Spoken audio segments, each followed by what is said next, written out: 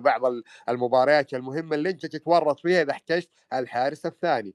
اليوم داخلين على آسيا أبو خالد، اليوم داخلين على نصف نهائي ملك مع هلال، نهائي غالبا 99% مع الاتحاد. أنت تحتاج اليوم الحارس الثاني.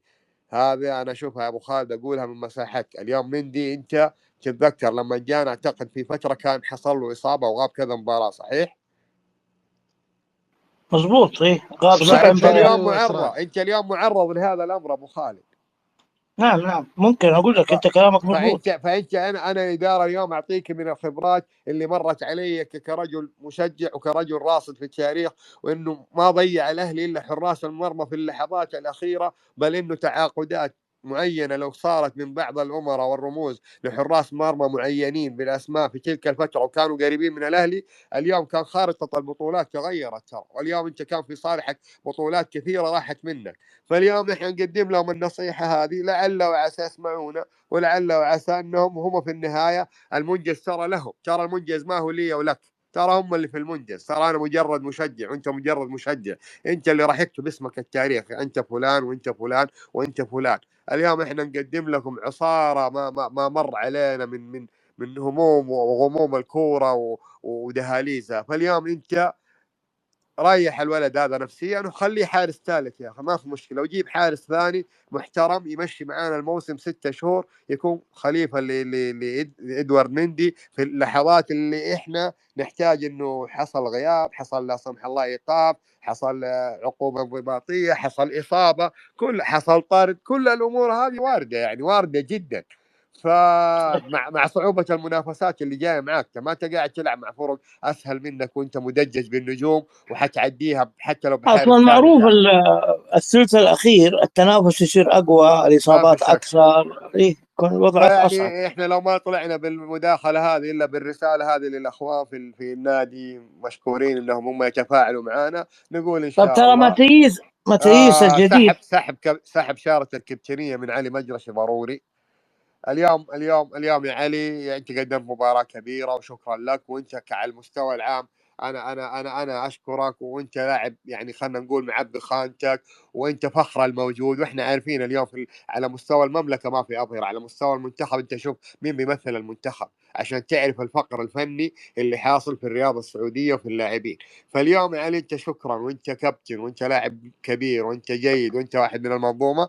لكن انا عشان ما اشتتك برضو، لو سمحت انت الاداره تسحب الكابتنيه اليوم. يعني التصرف اللي حصل في الاخير ما كان تصرف جيد، كان بالامكان يعني، والناس محتوينك، ما كان في داعي انك تتطور الامور لمده اليد بهذا الشكل اللي ممكن يخسرني يا ابو خالد نقطتين مباراه في اخر الدقائق، يجيب النصر كان ممكن التعادل، عرفت؟ صحيح. فانا ليش اخسر الناس يا اخي؟ يا اخي الناس اصبح جمهور الاهلي ترى في لحظه زي هذه ترى في ناس ممكن تموت، ترى في ناس ممكن تجيها جلطه، ترى بهدف في هذا الوقت في ناس بتتعب. يعني راعوا شويه الجمهور، راعوا الناس اللي حواليكم، اللي قاعده تتفرج، اللي قاعده تحت الضغط، اللي قاعده تحت الشحن. الأهم من كذا انت لاعب محترف، اليوم طلب بمبالغ ابو خالد. يا أستاذ عمرو، الكابتنية مسؤولية. ما في شك، هذا اللي انا اقوله. يعني لازم انا تكون ما تخاف اقول على سحبها فريقك، انا ما على اقول مستقبل سحبها منك. فريقك، على ثبات لعيبتك، نعم، على انا ما عدم اقول نرفزة. سحبها منك كانك لاعب سيء، لا والله، انا اقولها سحبها منك عشان تتفرغ على الاقل ذهنيا وما يكون عندك ضغوطات، وفي نفس الوقت انت لست اللاعب الذي يمثل القائد الحقيقي للنادي الاهلي. عندنا كباتن كبار، اليوم التركي ذا هذا لاعب بطل، هذا لاعب ممتاز، هذا لاعب موجه، وشفتوا كيف قاعد يوجه حارس المرمى لما نخطأ في الهدف. هنا تظهر الروح القيادية، هنا تظهر الروح الرجولية، تظهر روح التحمل المسؤولية للجمهور هذا كله. شوف كيف يأشر للمدرج، شوف كيف بعد المباراة يخاطب المدرج انه انا مرجله، انه انا هنا، انه انا موجود. اليوم هذا اللاعب اللي هو المفترض يكون كابتن الفريق. انا سبق ابو خالد تكلمت معاك عن موضوع شارة الكابتنية في واحدة من المساحات، انه ما هم كانوا عارفين يعطوها لمين بعد حالة طرد اعتقد او تغيير. اتذكر اني فتحت الموضوع هذا معاك، واليوم يدور نفس الاطار على نفس الامر. اليوم ايبانيز حصل معاك طرد برضو بالتهور اليوم. ممكن ما يا أستاذ عمرو، نعم، ممكن خلاص المدرب، تعرف المدرب عنده شيء من العناد والإدارة، خلاص ممكن يخلون لك علي، بس خلينا نوجه الكلام العلي.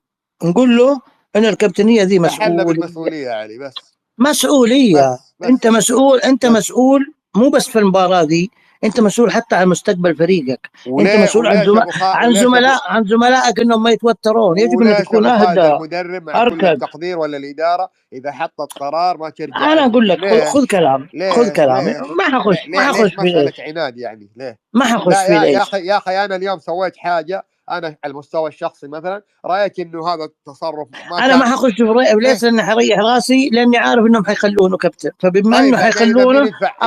اوجه له الرسائل اذا هو. مين يدفع بعدين القيم هذه الا الجمهور ومعاناه الجمهور. بغض النظر انا اعرف عنادهم في اليوم انا خسرتك يا علي مجرشي في مباراه الأخدود، وهي مباراه صعبه لا تقل اهميه عن مباراه النصر في نجران، وانت عارف مهم. مواقف الأخدود معك.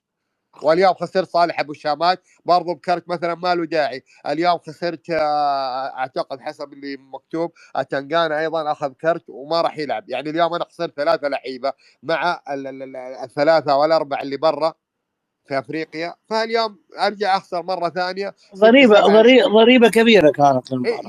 يعني صالح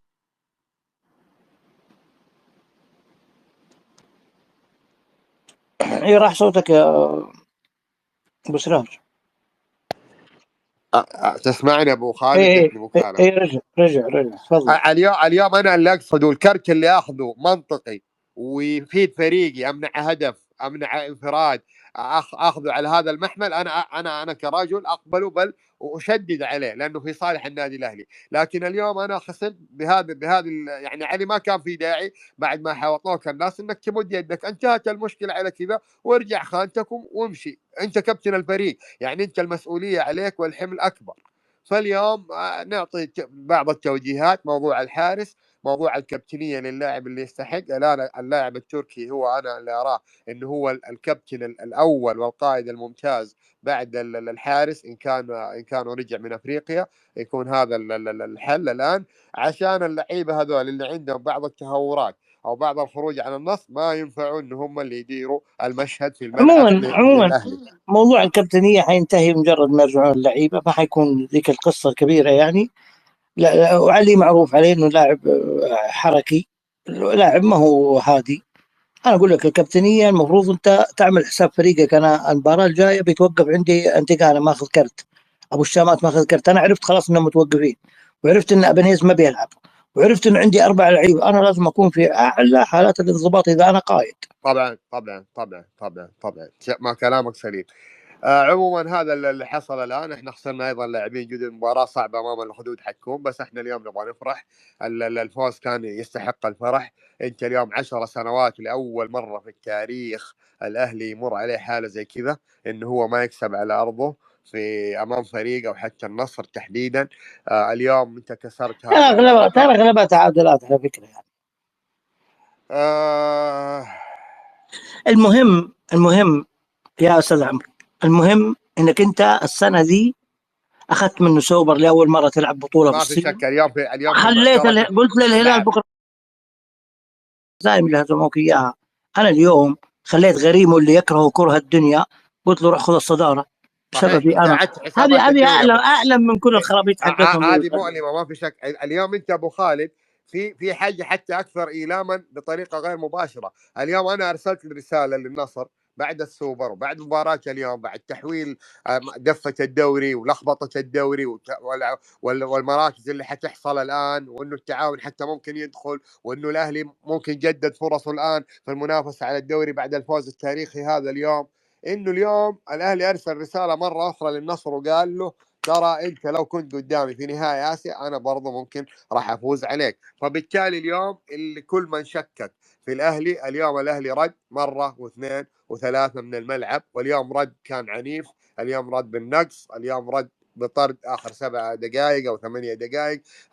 اليوم كانت ملحمه تاريخيه من تاريخ الاهلي، من مباريات الاهلي امام النصر. كان رد يعني خلينا نقول قاسي بعد 10 سنوات، قد يكلف النصر خسارته للدوري، أعاد فتح المنافسة. اليوم الأهلي مباراة لن تنسى في التاريخ بغياباته الكبيرة، استطاع أنه يهزم النصر بكتيبة النجوم الكبيرة اللي عنده. شكرا لاعبي الأهلي، شكرا المدرب، شكرا للكل، شكرا لكم ابو خالد، والف مبروك. وعلى فكره احنا ذاك اتصال. ابو خالد معلش انا تجيني مكالمه، صوتي مسموع، ايه تاخذ احد مكاني شويه ابو خالد. طيب شكرا لك يا استاذ عمرو، حياك الله، نورت. هاخذ ابو ريان واخذ استاذ فهد، وحياك الله ابو خالد. ابو ريان معايا؟ راح الدور عليك، راح. طيب تفضل اخوي فهد. السلام عليكم، مساكم الله بالخير، الحمد صبحكم لله الله على السلامة، بالخير. أول شيء الحمد لله على السلامة ومبروك السنتين. الله يسلمك ويعافيك من كل شر انت وجميع الاخوان. صبحكم الله بالخير جميعا، ابو خالد، ابو تميم، الاخ فهر، ابو حبيبي، ابو عبد العزيز، عبد الرحمن والجميع، وابو خالد سامي. الف مبروك الفوز اليوم. ثقيله على لساني اني اقول الف مبروك في مباراه مع هذا الفريق، لكن ظروف المباراه والثقل الفني اللي في الفريق المقابل، وضعنا احنا كعدم تفاوت، تتابع المستويات الطيبه وكذا، فتخلينا اليوم نستحق الفرح اللي لن نتعدى ان شاء الله باذن الله 24 ساعه. انا ودي طبعا طرحتوا كل شيء ابو خالد، بيض الله وجهكم واثريتونا في طرحكم، بس تعرف كل واحد يتكلم في الشيء اللي يفهمه تقريبا، فانا بروح للناحيه الاداريه شوي. مباراة اليوم الكل مفروض ان الليله يبات وهو فرحان وما عاد عنده اي التزام ولا عاد عنده اي شيء يفكر فيه الا المسؤولين الاداريين بالفريق. نتيجه اليوم تفرض عليهم عمل معين، تفرض عليهم نمط تفكير اخر غير التفكير اللي احنا ناخذ كل مباراه في مباراه. لابد انه يكون عملنا تراكمي، عملنا النفسي، عملنا الاداري، في تهيئه اللاعبين، في توجيههم، في الامور هذه، يكون تراكمي مرحله بعد مرحله. لا يمكن انك تفوز في مباراه وترجع لا قدر الله تعثر في اللي بعدها وترجع من الصفر. لا، لابد انك تكمل اذا كنت تنشد الكمال في عملك، والكمال لله وحده لا شريك له.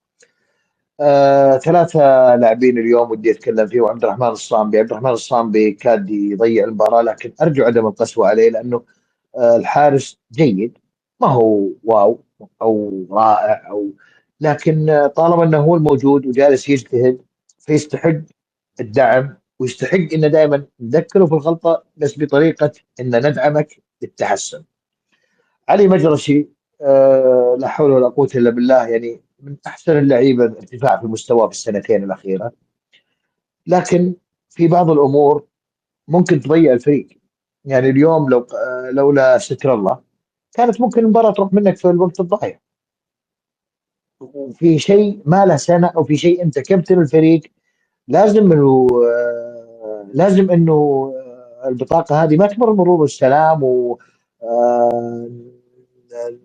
نعطي نطق كتفه ونقول له معليش المرة الجاية أنت تحاول إنك تتلافى الأمور. لا، الأمر هذا لابد يكون في لوائح النادي تطبق فيه، حتى لو أنت فايز، حتى لو أنك فايز على فريق أجهز منك، لابد أن تطبق لوائح النادي في حكاية البطاقات. مع علي مجرشي مهما كان مستواه اليوم، وهو كان مستواه جدا رائع اليوم. آخر لاعب صالح أبو الشامات. صالح أبو الشامات موهبة، لاعب غريب. اليوم كان أسوأ أداء له من جيته في النادي الأهلي. يا صالح أنت في النادي الأهلي، ما عادك في الخليج، ما عادك في القادسية، أنت يا صالح تبي تلعب كأس عالم. هل هذا المستوى اللي تقابل فيه جماهير الكرة السعودية، خليك من الجماهير الاهلاويه يقول ولدنا وها بنت حملك تطيع وترضى، لكن انت بتقابل الجماهير السعوديه في كاس العالم بهذا المستوى؟ اليوم كان ممكن هدفين او ثلاثه زياده لو كان صالح يلعب بجديه، لو كان صالح يعطينا اللي مفروض واللي يستطيع انه يفعله. احنا ما نتكلم انك انت تجيب شيء ازود من طاقتك او شيء جديد عليك، لا، انت بامكانك انك تكون افضل من كذا. التهاون والتراخي، لابد انه صالح ابو الشامات ينشد عليه في هذا الموضوع، لانه لاعب يفرق. لاعب متى ما كان جدي ومتى ما كان فت جاهز هيكون يفرق كثير في النادي الاهلي، ويغنيك عن خانه محترف اجنبي في مكانه. الف مبروك الفوز، الحمد لله على كل حال. المدرب كان عمله واضح، عمل المدرب واضح. يعني انا في بعض الاوقات ما ودي ادخل في جدالات بخصوص المدرب، لكن ما في مدرب في الدنيا ما يختلف. لكن عمل المدرب ما يبان الفريق كلهم. عمل المدرب انه يكون في تعثرات وفي اوضاع مثل اللي مر فيها النادي الاهلي اليوم. الف مبروك يا ابو خالد مبروك للجميع. لك اخوي ابو سليمان، مبروك. ولا ودي اطول، الفرصه يعطيك للاخوان. الصحة والعافية، شكرا لك شكرا الله لك. يعافيك. شكرا طال عمرك. يا هلا والله. ابو خالد استاذ سامي، مبروك مبروك هذا الانتصار. يا مرحبا والله، صبحكم الله بالخير. مبروك للأهلاويين كلهم، صباح النور. مبروك لكم. الحقيقة فوز معنوي مهم جدا وله معاني كثيرة جدا. أنا سمعت جزء من الكلام اللي قالوه الشباب، وأنا حقيقة يمكن في المجمل أشد على كلامهم، لكن في حاجات لها اعتبارات أخرى. في مباريات ما هي مباريات، في مباريات أشبه بالحروب، وما في حرب فيها ما فيها خسارة. ف يعني خصوصا في عمليات الطرد، يعني زي مثلا عملية الطرد اللي تعرض لها مجرشي. اوكي انا متفق، يفترض انه يكون في ضبط للنفس، لكن هذا جزء من هذا النوعيه من المباريات اللي يكون فيها شد وقوه وكر وفر. انا حتى وصفتها بالحروب، حروب الكرويه، وهذا شيء طبيعي. فيه في امور اخرى يعني ظاهرها رسائل، ترى رسائل للجماهير. يعني انت اليوم لما تسال نفسك ليش لاعب زي الصانبي الأخطاء اللي ارتكبها ينزل إلى أرض الملعب بشكل مباشر، وبعد الصافرة على طول ينزل المدير الرياضي ويروح يحضنه. هذه فيها رسائل للجماهير الرياضية أنه إحنا شايفين الأخطاء اللي أخطأها الصانبي، وإحنا نبغى نحتوي الولد، وإحنا نبغى نرفع من معنوياته طالما تحقق الفوز. وهذا التصرف السليم الوحيد، لأنك أنت أمام طريقين: إما أنك أنت تسن حراب النقد على سواء الصانبي او غيره وتخسر بقيه الموسم وهو احد اسلحتك، او انك انت تحتويه عشان تطلع افضل مما عنده في القادم. وهذا جزء يعني شيء مهم. هذه رساله، هذه اول رساله تم توجيهها من المدير الرياضي للجماهير الرياضيه فيما يخص موضوع الصانبي. فيما يخص يعني انا حقيقه اشوف انه اكبر رساله توجهت في مباراه اليوم مش رساله للاعيبه، ولا هي رساله ان احنا خشينا في نفق المنافسه على بطوله الدوري. هذه اكبر رساله للقائمين على النادي الاهلي، اكبر رساله للاداره التنفيذيه في النادي الاهلي، مدربكم، لعيبتكم، جمهوركم، قاعدين يقولون يا جماعه الخير احنا نقدر، يا جماعة الخير احنا في صلب المنافسة. اليوم رجع الأهلي منافس قوي على بطولة الدوري، الأهلي متواجد في كأس الملك، الأهلي محقق مباريات رائعة في بطولة النخبة الآسيوية. الرسالة اللي ممكن تأخذها من مباراة اليوم: هذا هو أفضل فريق في الدوري السعودي، احنا بدون 4 من أعمدتنا استطعنا ان احنا نلحق فيه اول خسارة. ايش هي الرسالة؟ يا جماعة الخير ناديكم يبغى لمسات بسيطة في التعاقدات الشتوية اللي حتبدأ بعد يوم أو يومين. الأهلي بتعاقدات بسيطة يستطيع أنه يحقق بطولات الموسم كلها. الدليل اللي قدموه لعيبتك اليوم أمام النصر. لاحظ أنت هزمت الاتحاد، لاحظ أنت رجعت أمام الهلال بريمونتادا لا يمكن لأي فريق أنه يسويها قدام الهلال وفي 11 دقيقة.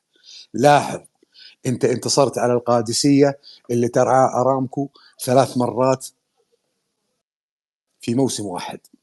لاحظ انت تلحق بنادي النصر اول خسارة على الاطلاق وهو بفريق نصه قاعد يلعب في افريقيا. هذه رسائل انا اعتقد انها للاداره التنفيذيه في النادي الاهلي.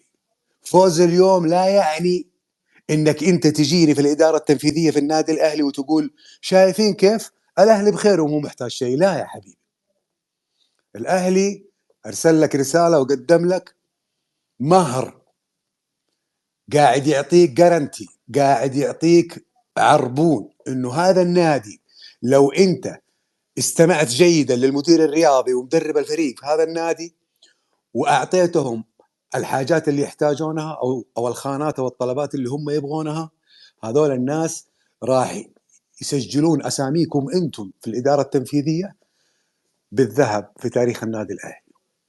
في ناس تفهم العكس، وانا اوجه رسالتي وانا اعلم انه في ناس منهم تستمع، وانا اعلم تماما انه هذا الكلام يوصل لهم، وانا اعلم تماما انهم متواجدين في كل المساحات الاهلاويه وبالاسم، ومش واحد ولا اثنين ولا حتى ثلاثه ولا حتى اربعه. انا اعلم تماما انهم يستمعون. هذه الرساله، هذا الفوز ما هو دليل انكم انتم رهانكم صحيح في انكم حتكتفون بالتعاقدات اللي احنا نسمع عنها. هذه رساله انكم انتم لا يفصلكم عن المجد الا قرار بسيط جدا في رغبتكم انكم تدخلوا الفتره الشتويه بشكل قوي وتكملوا هذا الفريق البطل. انا اقول مبروك مره ثانيه. الاهلي خلط اوراق الدوري. الاهلي اعتقد انه حتى وجماهيره تتكلم عن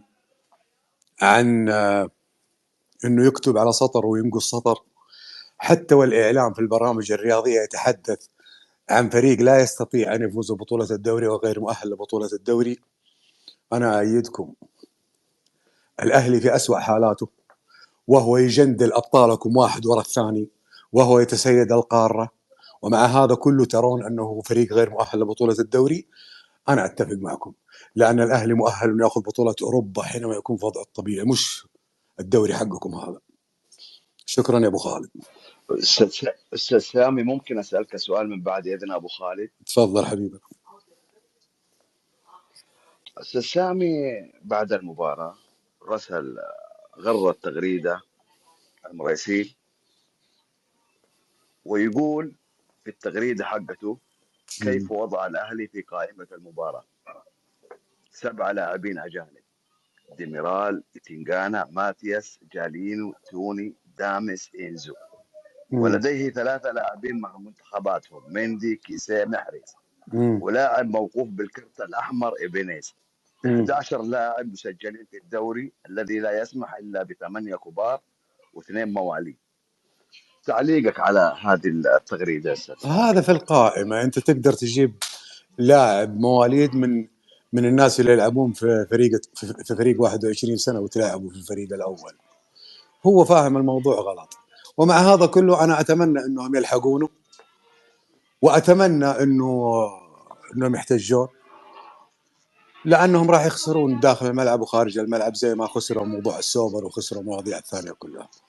ودائما النادي الأهلي هم دائما يبحثون عن الهزيمة أمام النادي الأهلي حتى في المكاتب. أنت تعرف الرجال، هذه نوعية تغريداته بعد الهزيمة، تغريدات أنت زي ما تفضلت، عاطفية. الثلاث الصغار تحت السن تقدر تسحب واحد وتدخل واحد منهم، تبدلهم وتجيبهم يمين ويسار. أهم شيء اللي يلعبون داخل يلعبون داخل الملعب. يعني ما عنده سالفة، يعني ما عنده سالفة مرة أصلا هو مسألة وقت ويحذفها. أنا أعتقد إنه في من سيعدل عليه معلومته وحتشوفه حاذفها بعد 2 3 ساعات ويمكن حتى بكرة. عادي. طب وصول اليوم أبو خالد، وصول اليوم اللاعب المهاجم، هذا الشيء يعطيك انطباع عن تفكير التنفيذي اليوم قدام اختبار مهم. شوف، في توفير الاموال، يعني في توفير الطلبات. ايوه انا عندي، شوف انا اليوم كسبت، انا اليوم بديت، انا اليوم لازم الجمهور الاهلاوي اذا كانت تبغى تساعد ناديك انطباعك لا يصير دائم اللاعب اللي يتحسن تقول له تحسنت بيض الله وجهك، ايوه نبغاك كذا. لا تقعد تبتل على نفس الانطباع اللي انت تاخذه عن اللاعب من اول ما عرفته. اليوم زكريا هوساوي قدم مباراه على مستوى، زي ما كنا نقول هذا الولد مقلب ويفترض وقرعناه وتكلمنا عنه كثير. اليوم انت لازم تعطيه حقه. تعطيه حقه ليش؟ لانه اذا حس انك انت منصف معاه المباراه الجايه يعطيك دبل. نفس الكلام اللي زمان كنا نحن نمارسه مع مجرش ومع غير ومع زياد الجهني. انتبهوا في موضوع التعامل مع لعيبتكم. احنا اليوم كسبنا زكريا كبدايه جيده. احنا اليوم ايفان توني ارسل رساله قويه جدا، وكأنه يقول جيبوا ما تجيبون من مهاجمين في النهاية سأنتزع الخانة. أنا من مصلحتي إنه يجي مهاجم ثاني يستثير ايفان توني، ومن مصلحتي إنه المهاجم الجديد اللي جاي عشان يلعب مكان ايفان توني أو إنه يدعم هجوم النادي الأهلي إنه يدخل في حرب شعواء مع ايفان توني على انتزاع الخانة. هذا في صالحي. اليوم قدم مباراة عملاقة، قدم مباراة كبيرة جدا، وهو دائما يحضر في مثل هذه المباريات ويحب التحديات. اليوم اكتشفنا جالينيو وسالفة الإصابة انتهت أعتقد أبو خالد. انتهت. انا اذكر تكلمت عن موضوع جالينو كثير. انا قلت في يوم من الايام، والحقيقه جاني اتصال على هذا الكلام، يعني زي الشرهه معاي انت، انه يعني معقول احنا بنفتعل موضوع اصابه جالينو من عدمها؟ قلت له نعم، لانه مو هو منطقي لاعب يغيب 4 أشهر ونص عن النادي بدون اي تقرير طبي، الا اذا كان هذا اللاعب غير مصاب وهناك خلاف اخر مع اللاعب نحن لا نعلمه كجماهير النادي الاهلي. اطلع وقول انه مصاب، او اطلع وقول انه في خلاف بيننا وبينه. بس الموضوع سهل جدا. يعني زي اليوم انت تعلم تماما انه مدرب النادي قاعد يضرب اللعيبه الكبار في حال انخفاض مستوياتهم. شفناه جربنا الكلام هذا، شفناه سوى الكلام هذا مع ايفان توني، شفناه سوى الكلام هذا مع إنزو ميوت، وشفناه سوى الكلام هذا مع اكثر من 3 و4 اظهره وجنبهم وحطهم دكه. خلي المدرب يتعاطى مع اللعيبه ويفرض شخصيته عليهم. لكن الجوانب اللي المفروض ان الجمهور يعلمها من قبل الاداره في النادي الاهلي، هذه من حق الجمهور عليك انك ما تخلي المواضيع بالنسبه له عايمه والحقيقه غايبه، ويبدا يفكر ويفسر من راسه ويخترع حاجات من راسه زي ما انا قاعد اخترع سامي القرشي. انا من حقي اقول اللاعب ما هو مصاب، طالما انك انت ما اعطيتني تقارير طبيه ولا اعطيتني برنامج علاجي واضح ورجعه وجدول زمني يرجع فيها اللاعب، انا من حقي اقول ان اللاعب هذا داخل مع الاداره او مع المدرب في سجال شخصي ومشكله شخصيه ليس لها اي علاقه بالاصابه. انت السبب اللي خليتني اروح افكر بهذه الطريقه، انت السبب مش انا، لانه انت نادي بروفيشنال محترف، يفترض انك انت تكون شفاف مع جماهيرك. طيب يقال انه اللجنه التنفيذيه اللي اليوم تواجه، طبعا هذا السؤال جاي من شخصيه يمكن انت تعرفها، انه اللجنه اللي تواجه صعوبات اليوم. جزء كبير من المباراه كان نتاج عملها العيال الصغار 2 اللي جابوهم، زكريا، انا ما انكر ابو الشامات. كيف انت انا ما انكر عليهم عملهم. انا اليوم عندي 2 من افضل اللعيبه المحترفين في الدوري، اللي هو ماثيوس واتنغانا. هذولا نتاج عملهم هم، وهذا مسجل لهم. لكن تعال انت تدرس وتجتهد وتاخذ الاول الين توصل اخر سنه لك في الجامعه، وفي الاخير تقول انا ابغى ابطل، في النهايه ما حتتخرج. انت اشتغلت مضبوط بحسب كلامك وجبت لي لعيبه ممتازين، جيت على اخر 2 متر تحتاج فيها تعاقد او تعاقدين عشان تحصد البطولات تقول والله انا ما عاد بدرس. مو صحيح. يعني يفترض تكمل ما دامت انك انت خطواتك الاولى مشت. اذا ما كملت خطوتك الاخيره وفريقك مرشح في ال3 بطولات ومتواجد فيها بقوه، انت الملايين اللي خسرتها عشان توصل لهذه النقطه انت قاعد ترميها في البحر. خلاص ما بقي على المليح الا تكه. ليش ما تسوي التكه؟ ابعاد انزو على المباراه وانت اليوم ناقص 4 لعيبه وكمان تستغني عنه، هذه اشاره للتنفيذيه اني انا احتاج تغيير هذا الفرد. ممكن وصل لقناعه. ترى على فكره ترى انزو دخل عليه وبقوه لاعبين يؤدون مهام، دخل عليه وبقوه اتنقانا حتى وان كان ما هو في خانه العشره، لاعب العشره، دخل عليه وبقوه ماثيوس. فراس قاعد يؤدي بافضل ما يكون، جالينو رجع بشكله الطبيعي، وهذا اكبر مكسب للنادي الاهلي. صحيح. اليوم المفاجآت السارة في النادي الأهلي إنه كلما اشتكينا من خانة يطلع لنا لاعب في خانة ثانية. يعني الفريق قاعد يتصاعد كل شوية عندك وردة قاعدة تفتح في مكان معين في النادي.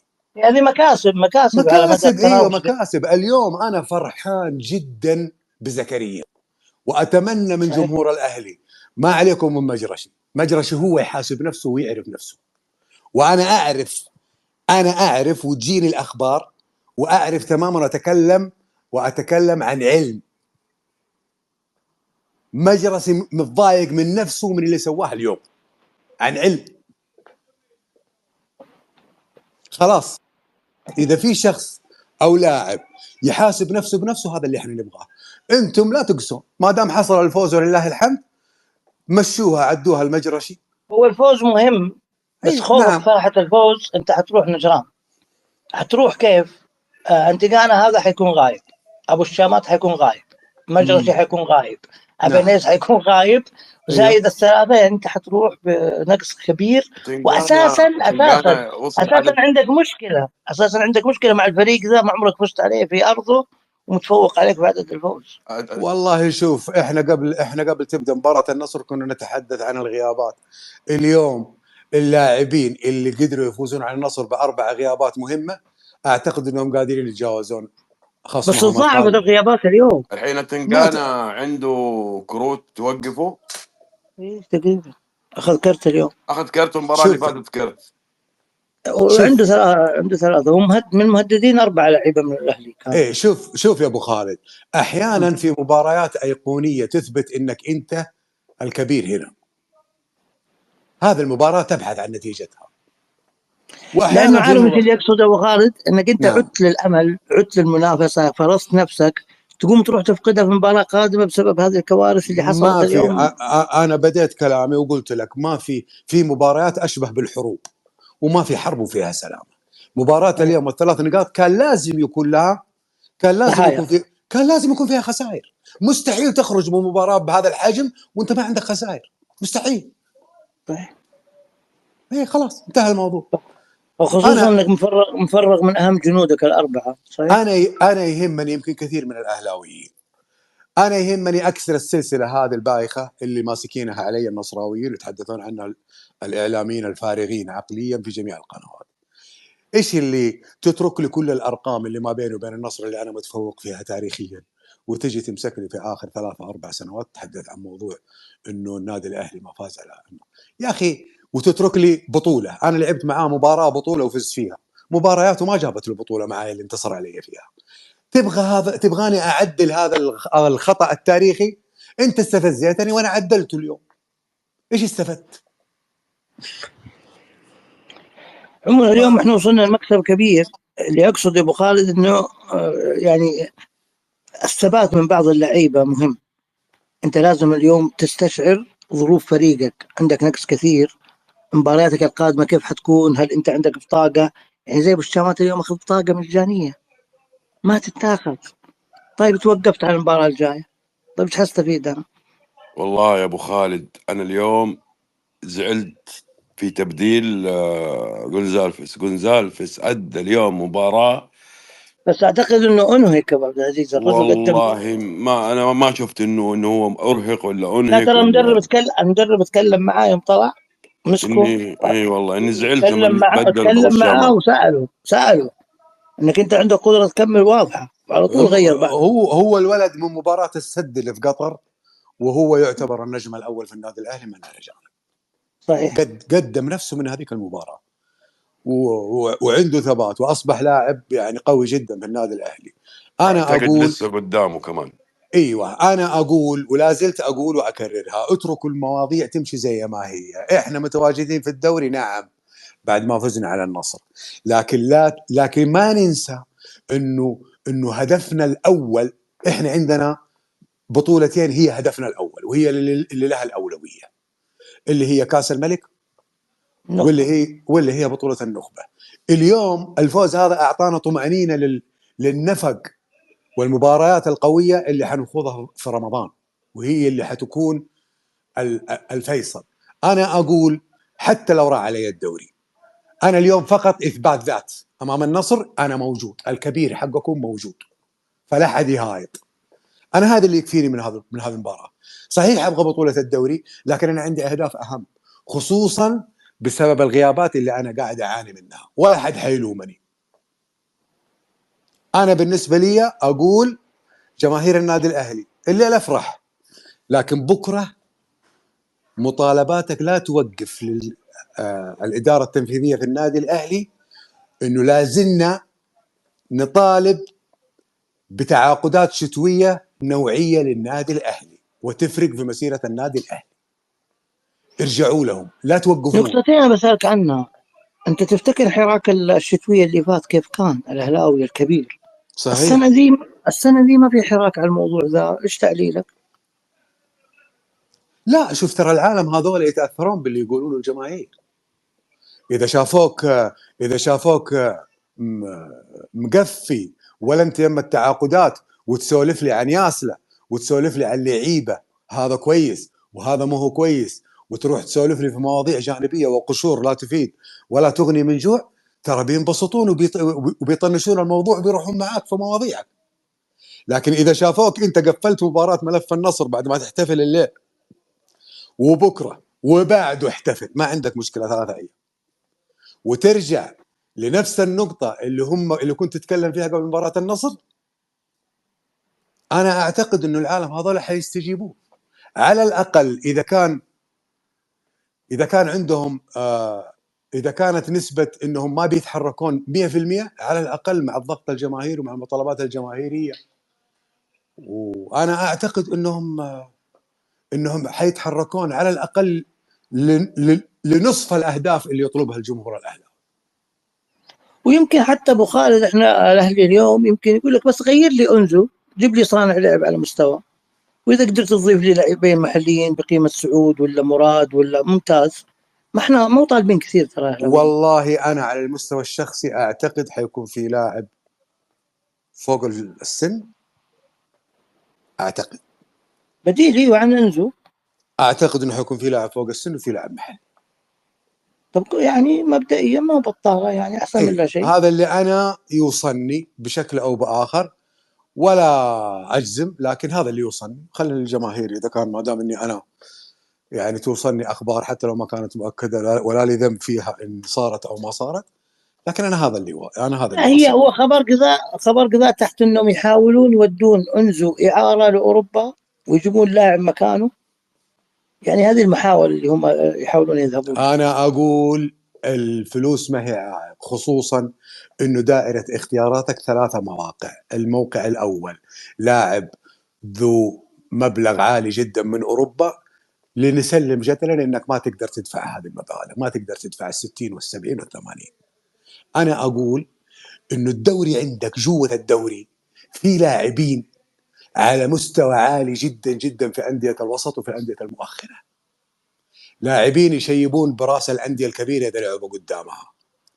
اذا ما هذا الباب الثاني للخيارات، عندك البطوله الافريقيه، عندك البطوله الافريقيه باب ثالث وخيارات متوسعه ولعيبه يجونك باسعار انت ما تتوقعها مقارنه بنجوميتهم. تتكلم ابو خالد عن اسماء في الدوري السعودي، انت قصدك اجنبيه يعني؟ نعم، في لعيبه اجانب في الدوري السعودي ادائهم اقوى وبكثير من لعيبه محترفين في الانديه الاربعه تبع الصندوق، واسعارهم فوق 70 مليون، ومؤثرين جدا ونجوم وشايلين فروقهم وينتظرون بس اشاره. عندك يعني انت اللي يقصد ابو خالد اني انا فاتح لك الحلول عشان ما تقول لي ما اقدر. عندك 70 حل يعني. يا عم انا بس شوف، انا منتخب تونس اللي موجود هناك، وهو رغم انه منتخب تونس اقل الانديه، اقل منتخبات شمال افريقيا، اقل منتخبات شمال افريقيا مستوى في البطوله دي. انا اطلع لك منهم 4 أو 5 لعيبه يستحقون ان يلعبون مع الانديه الكبيره في الدوري السعودي، ويلعبون وياخذون نجوميه كمان ويؤثرون مع فروقهم. هذا اذا كنت تتحجج بقله الفلوس، صح؟ نعم، اذا كنت تقول والله انا ما اقدر ادفع 60 و70 و80، مو ضروري تدفعها. وبعدين يا اخي في اختراع اسمه الاعارات. انت زي ما تعير لعيبتك لانديه اخرى تقدر تستعير، ما عندك اي مشكله. نعم، لعيبه كثير حول العالم، عرب وغير عرب وافارقه، ودهم يجون يطبون الدوري السعودي عشان يسوقون لانفسهم، خصوصا بنظام الاعاره. وصفقه زي صفقه سعود مثلا ابو خالد، انت لاعب تبني عليه 5 سنوات قدام وانت مرتاح، ويزود لك لاعب اجنبي في جسم الفريق. يعني فعلا لاعب ثقيل. ليش انت ما تحاول تكون هذه صفقه؟ وخصوصا هو عنده رغبه في الغربيه اكثر. ادخل، ما عندك اي مشكله. انا ما بقول، انا بس اذا كان الموضوع عمليه حوكمه، لانه يعني اقصد نحتاج من المجموعه اللي شغاله اليوم انهم يقدمون مهر اللي انت قلته ذا، انه قدامك فريق ممكن تسجل فيه ذهب في اسمك، واسمك ذا يقعد يرن طول العمر. انا عند الاهلاويين انا قلتها يا ابو خالد في اكثر من مساحه واكررها اليوم المره العاشره، وهذا يمكن اخر كلام بقوله قبل لا امشي. شوف، انت مشكلتك العظيمه ان فريقك بطل، فريقك متواجد في جميع البطولات الممكنه لهذا الموسم.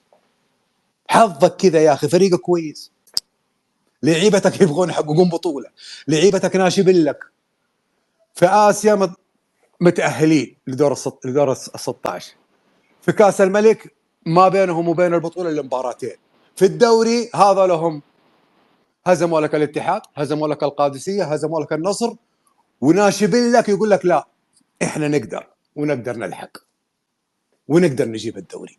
ايش تقول لهم؟ تقول لهم لا والله ما ابغاكم تنافسون، احرجتوني؟ هذا حظك.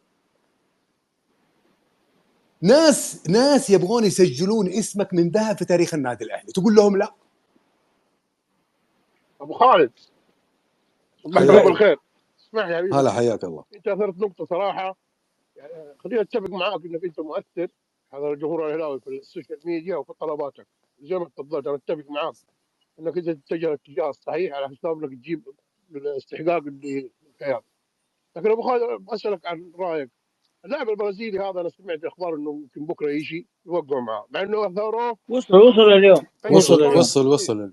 ايوه، وكان اول ما طرحوه كان في جدال من الجمهور الاهلاوي انه لا احنا نبغى، في عندي خانه افضل واذا تبغى تجيبني محل توني افضل منه انا ما عندي مشكله. اليوم وقتها الناس قالت خلاص بطلنا منه. اليوم اشوف الناس متوقع معاه وجايبين اياه. انت ايش رايك في الموضوع هذا؟ والله شوف، اللاعب خلاص اصبح واقع بالنسبه لك، الجماعه خلصوا معاه وانتهوا، تجاوز حتى الفحص الطبي بحسب علمي. انا بالنسبه لي وصل جد خلاص. هذا امره مسلم خلاص، هم يتحملون مسؤوليته. احنا يعني انا بقول لك على شغله بسيطه. شوف، انت على الورق تطالبهم بالاسماء المضمونه والافضل والاكثر سي في والاقوى سمعه واللي ارقامها عاليه جدا، لكن اذا هو ترك هذا الكلام كله وراح للاعب زي هذا، انا ايش موقفي لو اللاعب هذا بدع واصبح النجم الاول في النادي الاهلي؟ انا وانت لو سالونا عن ماثيوس او اتنقانا وقالوا لنا ايش رايك فيهم، قلنا لا لعيبه مغمورين ما ينفعونا ما نبغاهم، وما كان جو للنادي الاهلي. اليوم هذين الاسمين هم ابرز نجوم النادي الاهلي، فما تقدر انت تلومه. خلاص بعدين ابو خالد 100% ان المدرب والمدير الرياضي موقعين على الاستماره حقت الطلب. شوف، فعندهم قناعه، عندهم فكره. نعم عرفت؟ نعم. عندهم فكره. شوف اي لاعب يتم جلبه للنادي الاهلي يستحيل ان يجبر عليه المدرب، لان المدرب يقدر يقول انا ما ابغاه ولا في حساباتي، وحتى لو جبت لي انا بخليه دكه والله ما العبه. ما تقدر تجبر مدرب، خصوصا اذا كان مدرب صاحب شخصيه قويه، ما تقدر تجبره. لا، وبينه وبين الرياضي توافق ابو خالد. ايوه، في ناس تتكلم عن الباكج، يقول لك والله ممكن المدرب طلب لاعب في هذه الخانه لكنك انت اعطيته ميزانيه محدوده وصغيره بحيث انه يختار من هذول اللعيبه، ما يختار من لعيبه اعلى منه. اوكي انا معاك، بس ما اعتقد انه في مدرب بيجيب لاعب يوافق عليه يجيب اي لاعب بدون ما يكون له راي فيه، او انه اختار، او انه اعطى الاذن بالتعاقد معه. مستحيل، خصوصا انه الان اصبحت القضيه فيها مدير رياضي، ما عاد تقدر تضغط على المدرب لحاله ولا تنفرد فيه في زاويه. اصبح شريك معاه في ايوه، اصبحت معاك مدير رياضي. مدير الرياضي هذا حيتحمل نفس التبعات اللي يتحملها المدرب في عمليه اختيار اللاعبين بس. ولكن الامور انا اشوف انه سبحان الله كلما ضاقت بالاهلاويين انا اشوفها تنفرج ويرجع الاهلي من الباب الكبير. اعتقد انه ابو خالد قد يكون فوز اليوم مرعب، انه يخلي المدرب والمدير الرياضي يضغطون اكثر على التنفيذيه. صحيح ولا انا غلطان؟ مرعب. فوز الاهلي الليله مرعب للوسط الرياضي كله، مرعب للانديه. الناس كانت تتكلم عن الهلال ونصر، اليوم طلع لهم فريق ما ادري من فين طلع لهم، وكتم الرياض السعوديه. هنا المشكله. انت اليوم الاهلي ترى يسبب، الاهلي الان مسبب رعب ترى. شوف الموضوع هذا ما شوف فوز الاهلي على النصر ما راح يوقفوا الا مباراه الهلال اليوم قسم الرياض نصفين، نصفه حزين ونصفه فرحان. يا سلام يا سلام يا ابو خالد. سؤال لابو خالد بالله، ابو خالد ايش رايك في توني؟ والله توني انا ما معجبني، ثقيل قول الحق انا ما ادري الولد هذا يعني انا ما ادري يا اخي، يعني ما ادري عن واحد ينجح في الرياضيات والكيمياء يجيب فيها علامه كامله ويرسف في التوحيد. طيب هذا ايفان توني يعطيني المباراه التنافسيه الكبيره جدا. ابو خالد ابو عبد العزيز استاذ عبد الرحمن يكره حاجه اسمها الهلال ويعشق توني لانه شلوح لهم الهلال. حرام يا ابو خالد نفقده، والله حرام. لا والله اليوم اثبت انه نجم من طينه الكبار الصدق. تصليحته والاهداف مباراه ضيع واحده ثانيه ضاعت برضه حطها بشكل حلو بس راحت منه. صحيح، يعني تخيل هذه اخر مباراه بيلعبها ايفان توني مع النادي الاهلي ومغادر عشان يجي لاعب مهاجم بداله ويقدم لك هذا المستوى. ايش حيكون يكون شعورك وقتها؟ والله ودنا يستمر صراحه مستوى. اذا مخمخ خلاص معناته بس صدقني لاحظت شيء عودة جانينيو عاد معاها العام بعد الشتويه. اول ما جاء جانينيو بدا يشتعل. انت ما لاحظت الشيء ذا؟ الاهلي كله يرجع برجعه جانينيو. الاهلي هو اللي جالينو هو اللي سوى لك النقله الكبيره اللي خلاك تطمع في النخبه وتاخذها شئت ام ابيت. صحيح. يعني الاهلي مشلول بدون جانينيو. اكد لو راح توني حياخذوا الهلال. والله كل شيء وارد. نعم، ما في شيء مستغرب وكل شيء وارد. لكن انا اشوف انه احنا ماشيين بشكل جيد حتى هذه اللحظه. انا اتمنى بصراحه الاهلي يرمي ثقله في لاعب 10 ويا ليت يكون لاعب من العيار الثقيل اللي يوزن لك الفريق في الطلعه وفي رتم اللعب، لاعب بمواصفات عاليه جدا. وانا اعتقد انه موجود والله العظيم في بطوله افريقيا. يمكن انا من الناس اللي ما اتكلم في موضوع اللعيبه والامور الفنيه لاني تاركها للناس المتخصصين واؤمن بالتخصص. لكن اقسم بالله العظيم يا لاعب زي هاني بعل رقم 10 حق تونس النضالة النادي الاهلي، نقول الله يسهل الامور باذن الله. نشوف شغل ان شاء الله يبيض الوجه ويساعدنا على الفرح. ابو خالد يا اللي كتمت ايش فيك؟ والله رقدت انا.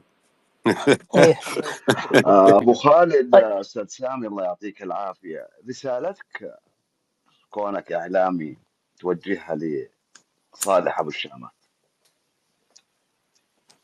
والله شوف انا بقول لك على شغله بسيطه. شوف اذا كان في رساله بقدمها لصالح اقول له قبلك جو للنادي الاهلي فوق 3 إلى 4 لعيبه يملكون من المهارات اللي انت ما تملكها.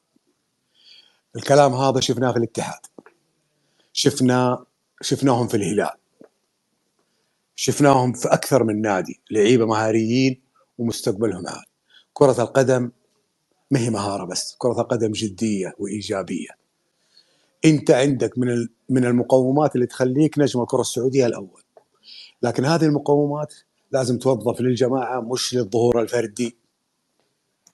وأنا أعتقد لو أنت اشتغلت على هذه الزاوية، تشتغل للمجموعة أكثر ما تشتغل لنفسك، أنا أعتقد أنك حتريح النادي الأهلي من لاعب أجنبي تكون أنت اللي ماسك الخانة فيها.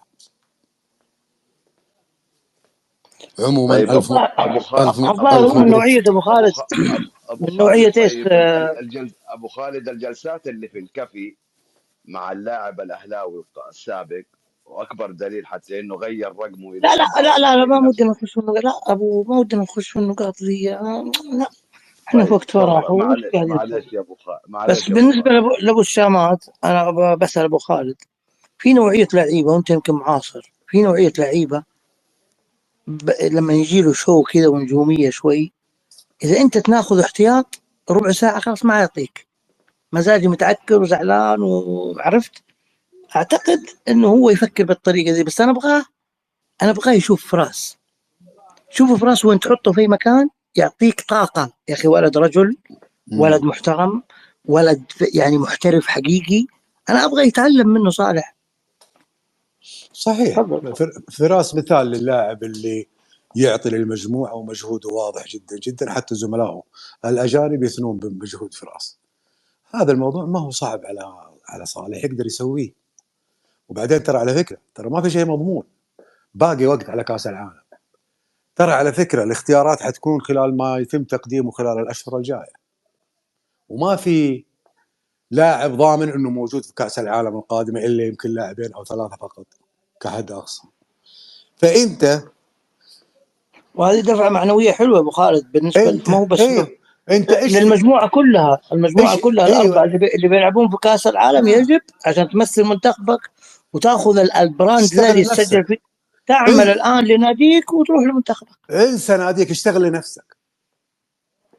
انت اذا اشتغلت لنفسك في ناديك وقدمت مستويات عالية جدا واقنعت، حتروح كأس العالم من خلال ناديك. بس الموضوع سهل جدا. صحيح. عموما الله يعطيكم الصحة والعافية والف مبروك عليكم حبيبي ابو خالد، الف مبروك لك، شكرا لك حبيبي، شكرا لوقتك مع الجميل. السلامة. استاذ كامل الكروشي نورتنا. انا ابو خالد تسمح لي؟ مسموح حبيبي، بيض الله وجهك ابو وفيت عبد العزيز. والله، يعطيك العافيه وفيتك والف الف وفيتك حبيبي، مبروك شكرا لكم لك. جميعا. مع السلامه. مبروك لك يا حبيبي، شكرا لك. باخذ اخوي محمد واجيك اخوي ابراهيم، وحياك الله استاذ مصطفى. تفضل محمد معاي.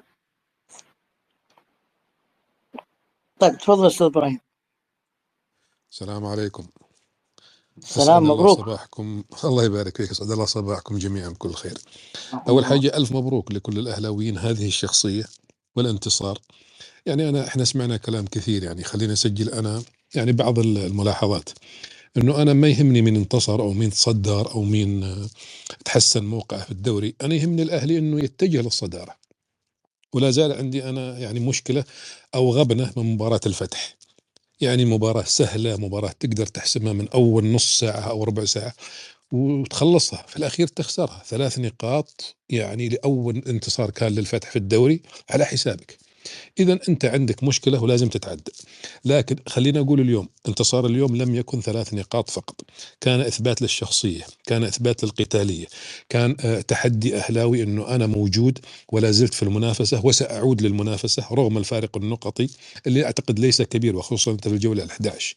يعني أنت باقي عندك 23 جولة، تقدر تصلح أمورك، تقدر تغطي الخانات اللي عندك فيها ضعف.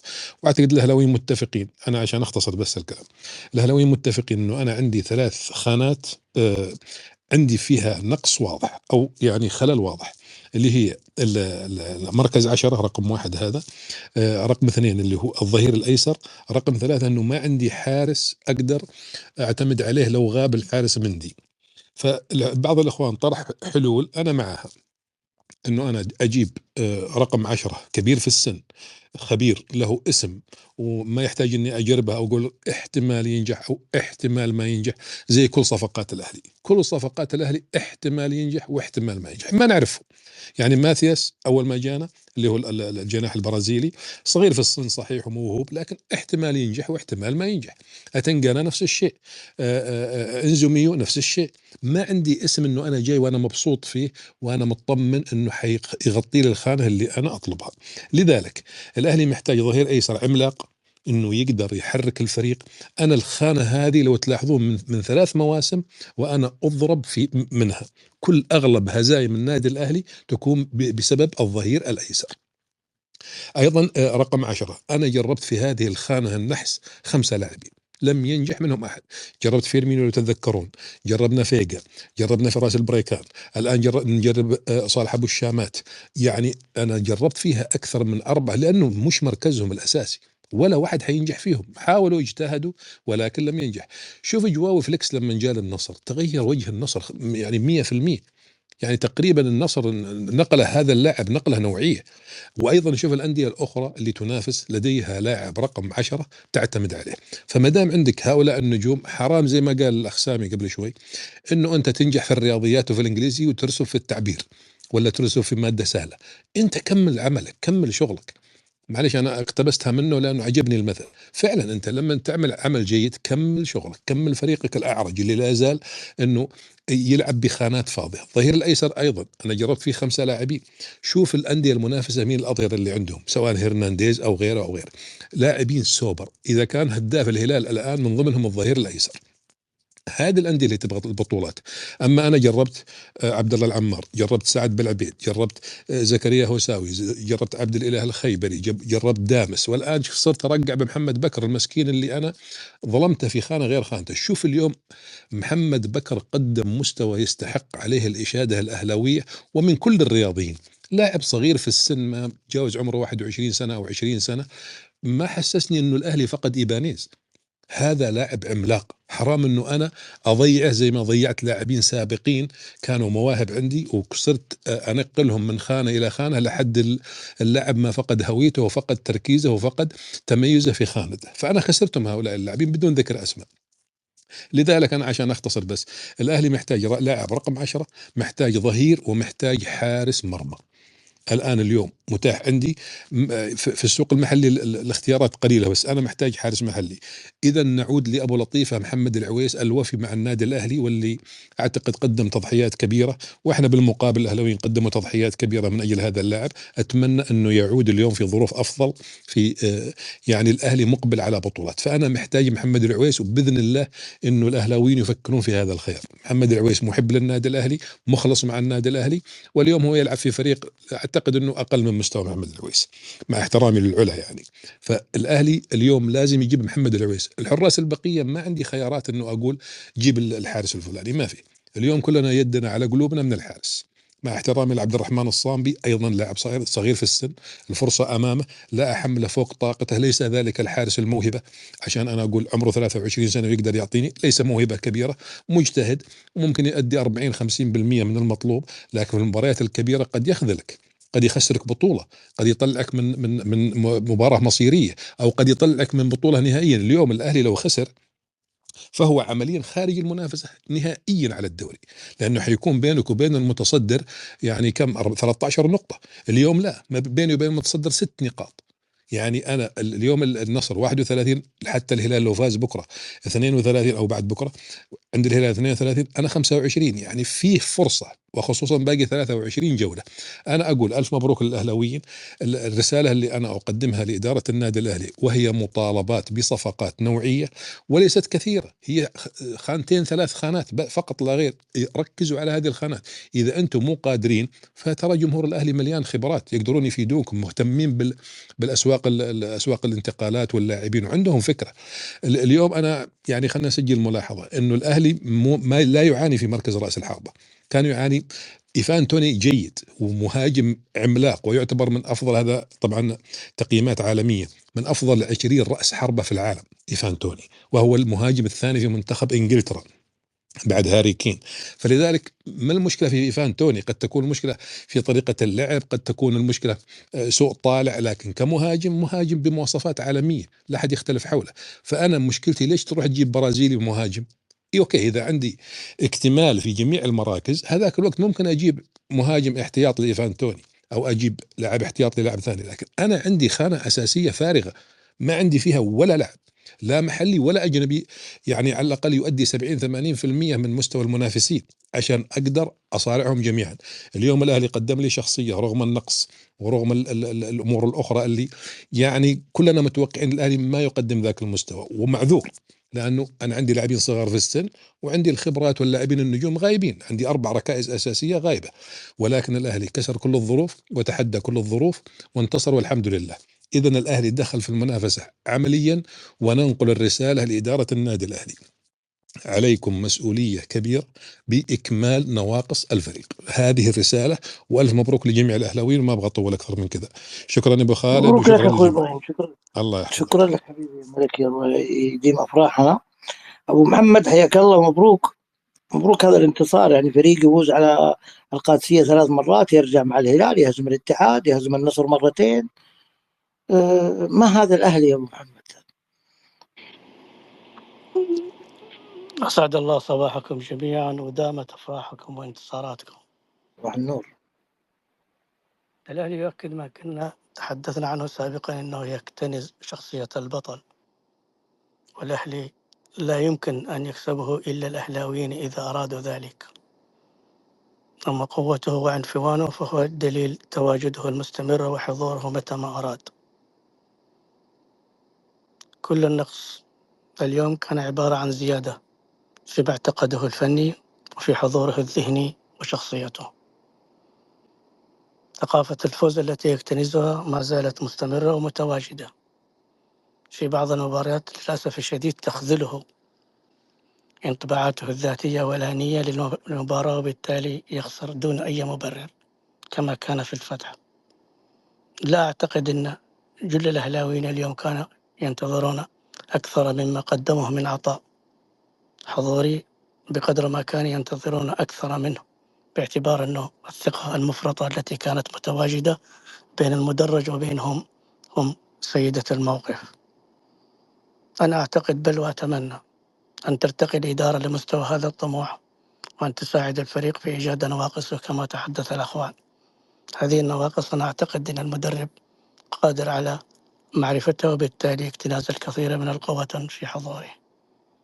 لا أعتقد بل أجزم نعم، إن الأهلي متى ما أراد أن يكسب سيكسب متى ما كانت قوته حاضرة. لكن كما أسلفت، مشكلة الأهلي حينما يتخلى عن هذا الحضور في بعض جزئيات المباراة. كل من يلعب الآن بات جزءا من هذه الثقافة التي تنتظر فقط المشاركة من أجل إثبات الوجود. هذا إثبات الوجود يتطلب أيضا ذهنا يقرأ الحدث وفق معطياته في المباراة. لا أجد أكثر من ذلك لكي أقول إن الأهلي هو سيد من يحضر متى ما أراد، وعلينا أن ندعم هذا الفريق لكي يكون هذا الحضور دائما في كل مبارياته القادمة. شكرا.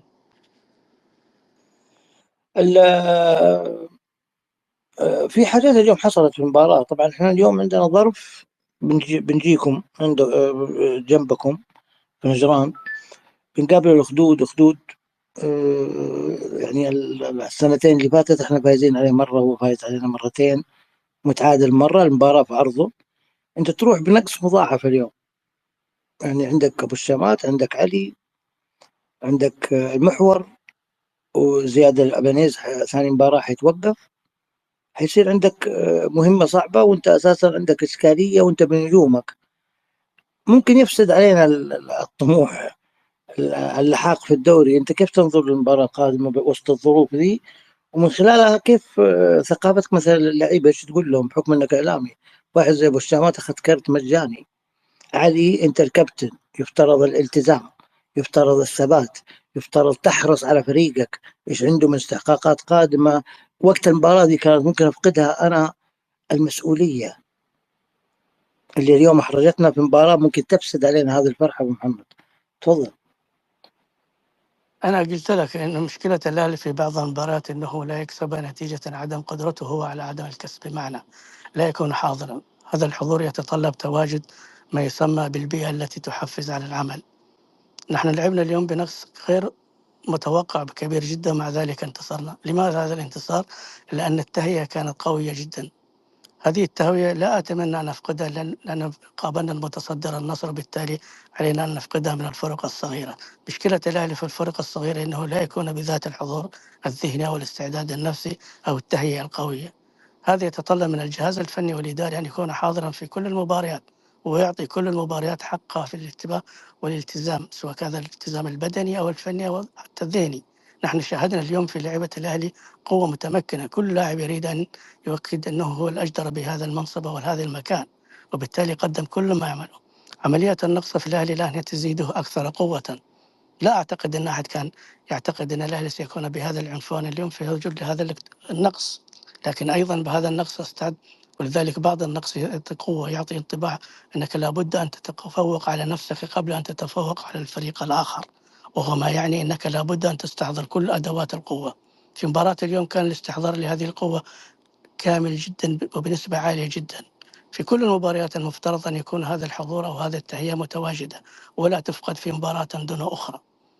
ولذلك أنا أعتقد أنه خروج علي اليوم أو صالح هناك من سيعوضه. هذا التعويض لابد أن يكون بقوة أخرى، وبالتالي نعطي الذين سيلعبون في هذه المراكز هذه القوة من خلال التهيئة خلال الأيام التي تسبق المباراة القادمة. عندي مباراة كاس، الأولى مع الهلال معروفة، والثانية متوقعة يعني 90% مع الاتحاد. وعندك بطولة النخبة اللي بتكون أشرس بدخول الاتحاد مع جماهيره، بحرص الهلال على البطولة دي. لو أصيب مندي في هذه المراحل، هل ممكن الحراسة الحالية تقودنا؟ هل الأهلي محتاج له إضافة حارس يقدر يقوم بالدور؟ أنت ايش رأيك في الموضوع؟ لأن احنا بصراحة عندنا بطولات. الأهلي أفتكره عبر التاريخ عبد الهادي، تيسيري، الغامدي، مدري مين، أسماء كثيرة، بسيسي الله يرحمه، أضاعوا بطولات. كنت الأفضل. فايش رأيك أنت في الموضوع ده؟ دائما الأهلي كان هو منبت نجوم الحراسة والظهير الأيسر على مستوى الكرة السعودية. هذا الخلل الذي ضرب هذين المركزين نتيجة لعدم وجود مسؤولية تعطي البديل وتستحضره دائما، ولذلك وجود حارس آخر بجوار مندي أكثر قوة وفهما ومعرفة ومهارة ضرورة. نحن نتفق أيضا أن الأهلي خسر كثير جدا بنتيجة غياب المدرب الحراس سيف دودي رحمه الله، والذي كان جزء كبير جدا من كل مكتسبات الأهلي. أيضا وجود مدرب الحراس هذا ضرورة قصوى جدا جدا، يتطلب أيضا قبل أن توجد حارس أن توجد هذه المهارة في الفريق. ضاعت أو غابت هذه الأسماء لوجود غياب هذه المكونات التي تساعد هذا الفريق على التطور وتقديمه. أنا متأكد أن في كل مراحل النادي الأهلي السنية وجود حراس أكثر كفاءة وقدرة وأيضا موهبة، لكن عملية تدويرها واستغلالها وتنميتها للفريق الأول تحتاج أيضا لفكر تدريبي يؤكد هذه المقولة. أيضا لابد من وجود بديل جاهز جدا جدا في المرحلة القادمة. أنا لا أعتقد أن هناك خلاف حول وجود حارس آخر أكثر قوة من الصائب. اليوم هو يعني كاد أن يخسرنا للأسف الشديد، وهذه قدرته وإمكاناته، وبالتالي عملية الضغط عليه ليست صحيحة. علينا أن نشجعه حتى يوجد البديل الذي يكون أكثر قدرة ومعنى. نعم، بحكم أنه هو سلاحنا في المباريات القادمة. اليوم شفنا سليمان ثبات وقوة ومستقبل إن شاء الله هلاوي كويس. طيب لو احنا نتوقع انهم لازم يدرسون كذا اللي يشتغلون في الأندية، انه انا لو في مباراة اصيب سليمان، من هو بديلي الجاهز في قلب الدفاع؟ انا عندي مباريات الثلث الاخير معروف في الموسم، حمل لياقي شديد، ضغط مباريات، حتى الفروق المقابلة تصير تلعب بشراسة، اللي يدافع على اللي يبغى الوجود واللي يبغى المنافسة، وزايد احتدام البطولات. فبالتالي أنا برضو محتاج قلب دفاع محلي، ولا لا أبو محمد؟ تدعيم الشواغر ضرورة جدا لأي فريق. نحن دائما نقول إن الدوري مهره دكة البدلاء، متى ما كانت الدقة قوية كلما كنت أنت حاضر في كل المناسبات، باعتبار أن البديل جاهز. عملية تدوير أو عملية إيجاد البديل هذا جزء من مهمات المدرب الفني، وبالتالي أنا أعتقد أن النادي الأهلي زاخر بهذه الأسماء، لكن عملية إثباتها تحتاج إلى قدرة، والقدرة هذه تحتاج إلى أن تعطيها الثقة. اليوم بديل مانيز كان في قوة أو في حضوره القوي، وبالتالي كان في مستوى المسؤولية.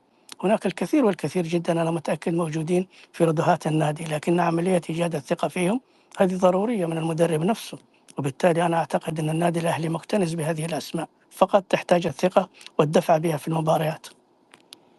اليوم الأهلي يمتلك 5 لعيبة دون السن أو مواليد كما يسمون، بوصول اليوم اللاعب البرازيلي المهاجم. 5 لعيبة. اليوم حاجتي فعلا في مهاجم. أنا شخصيا لا أعتقد، وأعتقد أن الحملات التي صاحبت توني المرات الماضية لم تكن في موقعها الحقيقة، وبالتالي لم تكن صحيحة. نحن شاهدنا توني في المباريات، وبالذات مباراة اليوم.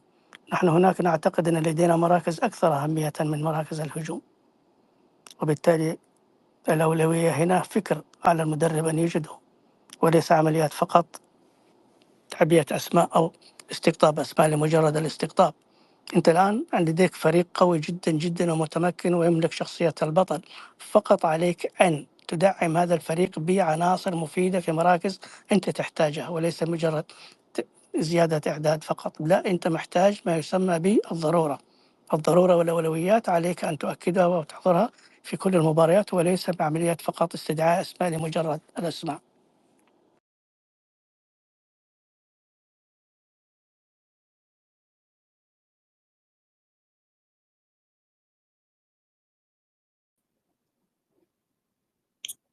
أي أبو محمد تسمعني؟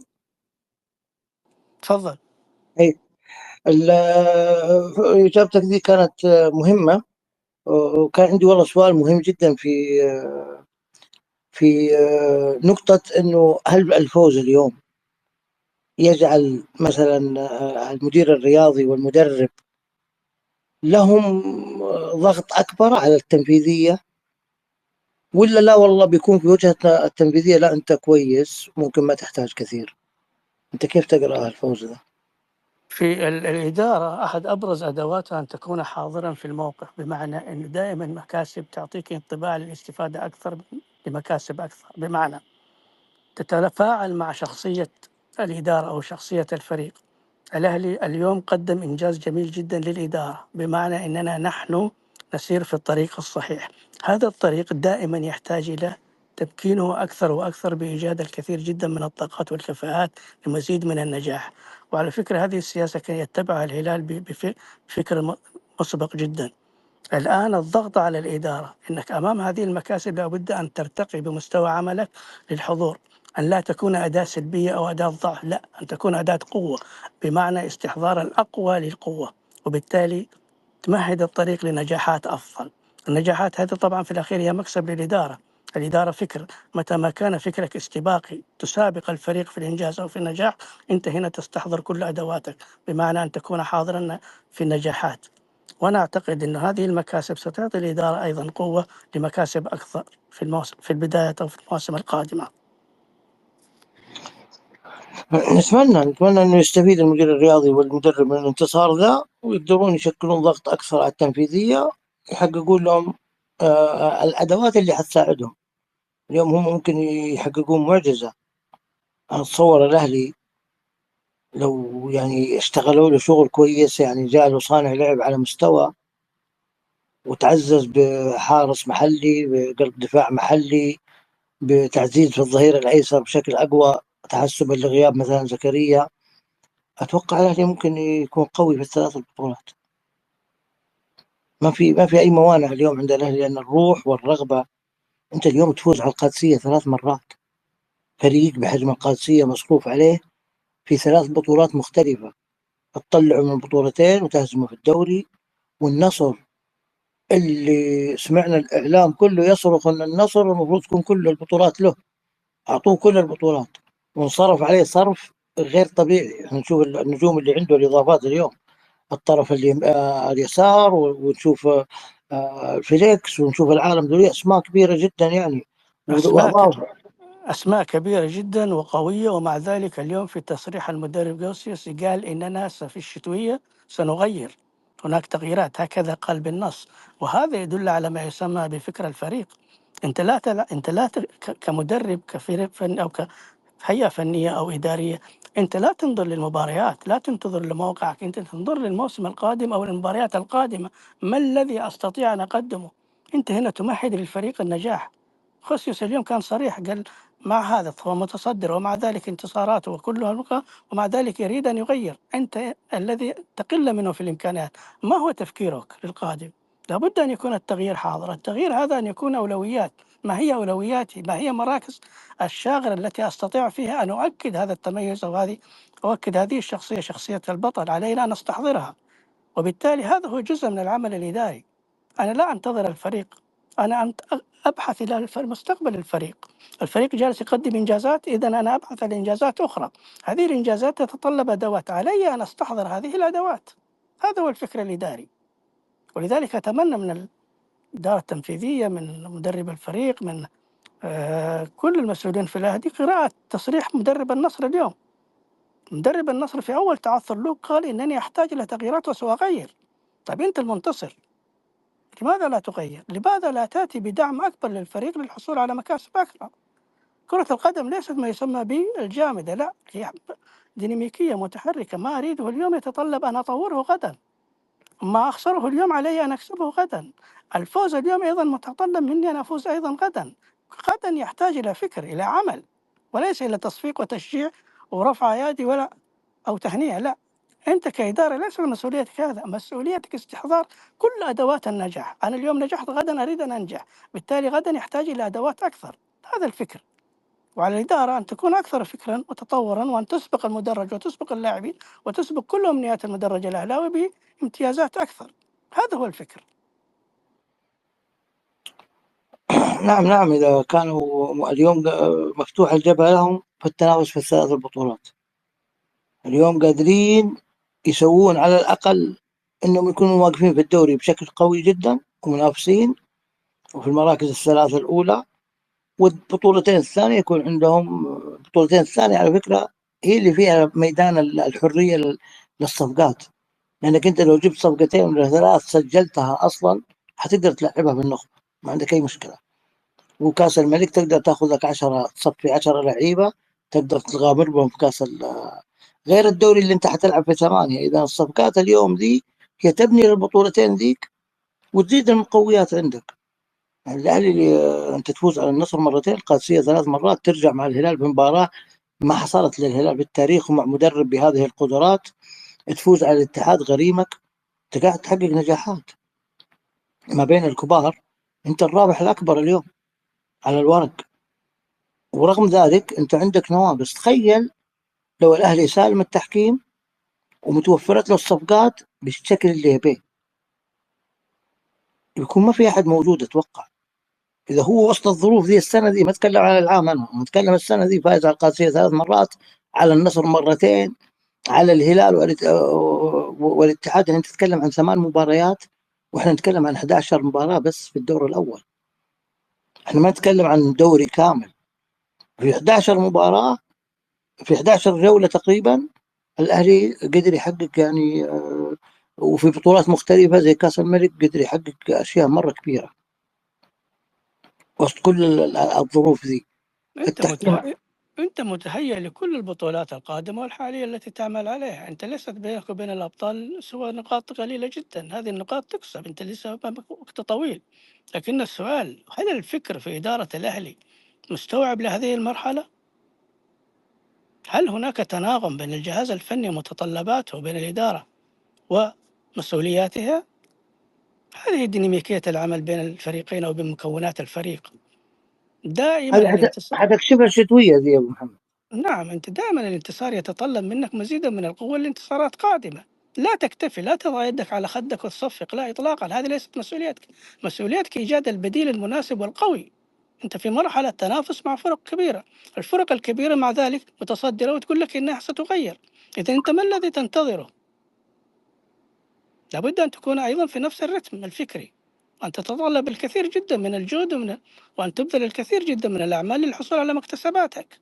أنت في حالة صراع، هذا الصراع يتطلب أن تكون موجود وبقوة. هذا في الوجود حالة يتطلب صراع وعلى بعد 6 شهور من إنجازات تبي تسجل اسمك من ذهب. نعم بالتأكيد، وأتمنى أن يكون هذا الفكر حاضر في عقلية المسؤولين في النادي الأهلي. لابد أن يرتقوا فوق مستوى مسؤولياتهم وأن يكونوا حاضرين في كل الأعمال. هنا والآن هذا وقت الحصاد، وبالتالي عليك أن تكون حاضر. يرسل لي أحد النصراويين يبارك لي، هو رجل مثقف ويشتغل في مكان حساس كذا وقريب من النصراويين، فيقول لي والله أتمنى النجوم ذول والمدرب ذا عندي بنفس الإمكانيات اللي عندي. عندكم نجوم وعندكم مدرب، لو اندعموا مظبوط أنتم حتكونوا كارثة على الكرة السعودية. تعرف لماذا؟ لأن العالم وكل المجتمع الرياضي توقع الليلة الأهلي في حالة انهيار بسبب هذا الغياب الكبير، والغياب النوعي أو الموضوعي. أنت لم يغب منك ناس أو لعيبة تكملة عدد، أنت غاب عنك ركائز كرة القدم الأساسية في الفريق، وبالتالي كل هذا الغياب وتعذر بهذا الحضور. إذا أنت لديك ما يسمى بثقافة الانتصار وشخصية البطل.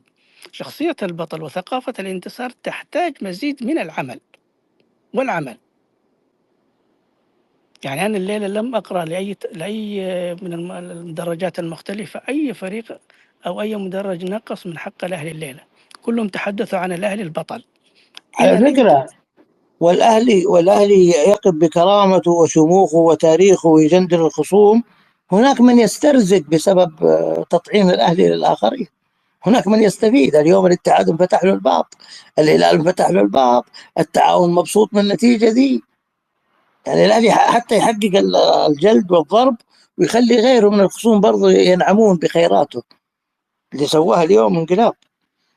هذه شخصية الأهلي وكبرياء الأهلي، دائما انتصاراته ليست لمدرجه فقط، تفتح أبواب رزق وسعادة للكثير جدا جدا، وهو صاحب أولويات منه. يعني اليوم فوز الأهلي أنا متأكد أن الكثير جدا من إدارات الأندية الأخرى قرأت كثير جدا جدا لماذا الأهلي بهذه القوة، استحضروا هذه الأسباب لكي نوجد لها حلول لدينا في الأهلي. أتمنى في الأهلي أيضا أن يكون هذا الحضور موجود من خلال الإدارة. لماذا هذا الانتصار؟ لأن هناك فريق مكتمل أو شبه مكتمل، إذا لماذا لا أجعل كامل أدواته مكتملة؟ أقول لك فرصة ذهبية إنهم يسجلون نفسهم وأسماءهم في التاريخ. ما حيينا، مو يوم ولا يوم، ما حيينا، بالذات لو حققونا كأس الملك والنخبة كانوا شرسين في القتال على الدوري، أسماءهم حتقعد في الذهب لأنهم عملوا. وهذه الأشياء ما حتتحقق إلا بعمل تكاملي يكمل اللي بدأ. خلينا نقول عشان نحسسهم إن إحنا إيش، إحنا معاهم. إن إحنا نقول اليوم مباراة اليوم أبو محمد مثلا نتاج بعض العمل، عشان إحنا نكون حقانيين. أنت إعلام يتعلمنا مثلا لما نشوف الاثنين الصغار موجودين ونشوف زكريا، هذول تراهم نتاج الصيف أبو محمد. إذا أوكي شكرا، أنا ما ننكر، لكن يحتاج لك كمان زيادة تستمر. أنت ما توقف عند مرحلة نجاح واحدة، أنت يحتاج لك. هذه كرة القدم دائما كل فترة. ليش حطوا الفترات؟ عشان أعدل، عشان أشوف الشيء الناقص عندي أضبطه. ولا كيف أبو محمد؟ إحنا أعطيناهم حقهم، حسبنا لهم إنه تفكيرهم وعمل. هو معروف أن هناك يعني دائما النتائج وفق أعمال. نعم في هناك عمل، لا حد يعني لا نريد أن نظلم الآخرين، لكن احنا نستحث حضورهم الذهني والفكري وأيضا العملي. لكن العمل موجود، لكن العمل يتطلب أيضا عمل، بالذات في كرة القدم.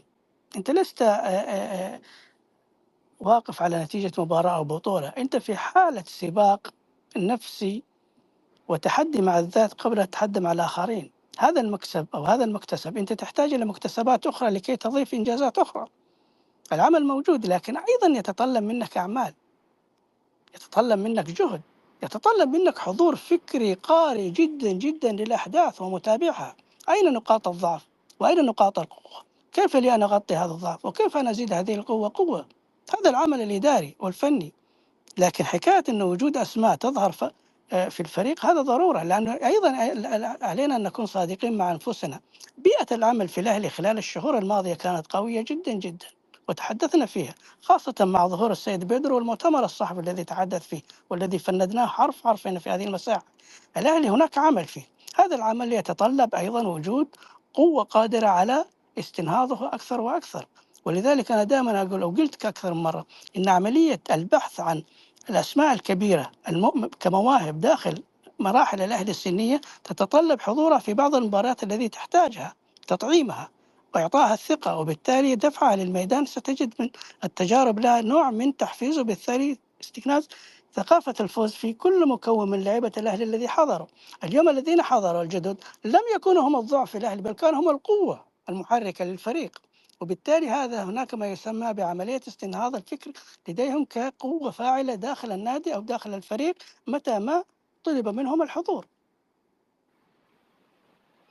والله إني أطالع في لقطة علي إنه شعري يوقف يا جماعة.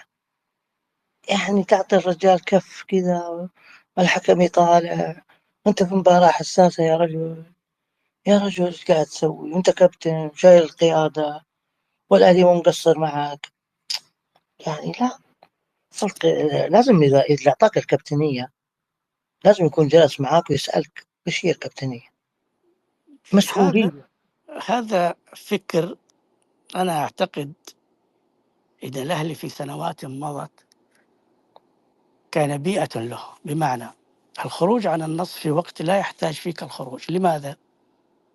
لعدم وجود ما يسمى بالتهيئة النفسية أو عملية إعطاء اللاعب قدرة على فهم ومعرفة دوره والفريق الذي يلعب فيه ومكانة وعظمة هذا الفريق. وبالتالي عليك أن ترتقي فكريا لكي تكون جزء من هذه المنظومة ومن جزء من هذا العمل. الخروج عن النص في وقت الغضب ليس من صالح الفريق، وبالتالي أنت تعرض هذا الفريق للانهيار لو سمح الله في أي لحظة. إذا كيف علي أن أغير هذا السلوك؟ هذا فعل على المدرب والفريق الإداري الذي حوله أن يعيد صياغته في بعض العقليات، لأن بعض العقليات للأسف الشديد ما زالت مكتنزة فكر الماضي، فكر الحارة. هذا لا يتطلب مع المرحلة التي نحن فيها. المرحلة التي نحن فيها يتطلب أن ترتقي بكل الأفكار داخل الفريق وليس بالغالبية مقابل الأقلية. لا، عليكم أن تكونوا كلكم مكون واحد في مستوى ذهني وفكري واحد حتى يكون الفريق في بوتقة معينة. الخلل الفرد يؤدي إلى خلل الجماعة أو يضرب ما يسمى بقوة الجماعة. هناك أكثر من اسم للأسف الشديد في الأهلي يحتاج عملية صياغة ذهنية له. العمل النفسي، وهذا بما أنه مجالي، العمل النفسي مهم، بس أحيانا أنت ممكن تعمل عمل نفسي يكون زيادة، في حمولة زيادة، زي ما تقول الأحمال البدنية. أحيانا أنت بتحمل اللاعب أشياء كثيرة ويكون تحت الضغط، ومع النتيجة ممكن ما يكون عنده كنترول في القصص دي. لأنه المفروض اللي قاعد يتعامل معهم نفسيا، أنت ما تتعامل مع أدميرال ومع توني المحترفين. احنا ما احنا محترفين، احنا واقعيين. المحترفين الحقيقيين هذول يعرفون كيف يتعاملون مع العمل النفسي. اللاعب عندنا المحلي لا، انت لازم تتعامل معه بنظريه ثانيه، عمل نفسي، بس تراعي الثقافه، تراعي العقليه، تراعي الاحترافيه. هذه تفرق كثير كثير جدا. ايه ولا كيف يا محمد؟ الاحترافية، جبت سيرة ديميرال وبانيز هذا نتيجة تراكم تجارب وبيئة. حينما تلتقي هذه التجارب والبيئة ترتقي بك، لكن تظل هناك أسماء قليلة جدا نتيجة البيئة السابقة التي كانت فيها. البيئة المحلية التي كانت العنتريات جزء منها، فكرة الحارة، هذه أنت تستطيع أن تتغلب عليها حينما تكرس فكر الجماعة، فكر المسؤولية الكبيرة، حينما تقترب من أدميرال، وبالتالي تستفيد منه ليس فقط فنيا، حتى فكريا، حتى عملية اختيار المكان، التصرف في الكرة، التصرف وقت الأزمات، التصرف في وقت الهزيمة، الضغط الذي يؤثر عليك. كل هذه عمالة عن تجارب معرفية تحتاج إلى وقت. شريطة هذا الوقت أن يكون هناك أيضا تهيئة من قبل الجهاز الفني والإداري، لأنك أنت حتى تستطيع أن تدخل في هذا المكون الجماعي عليك أن ترتقي بالفكر الفردي لدى هذا الشخص. هذا الفكر الفردي إذا تركته لفرديته يصير عطب على الفريق أو جزء من السلبية داخل الفريق ويؤثر على الفريق بصفة عامة. لكن عليك أن ترتقي بهذا الفكر الفردي لهذا المستوى الفكر الجماعي.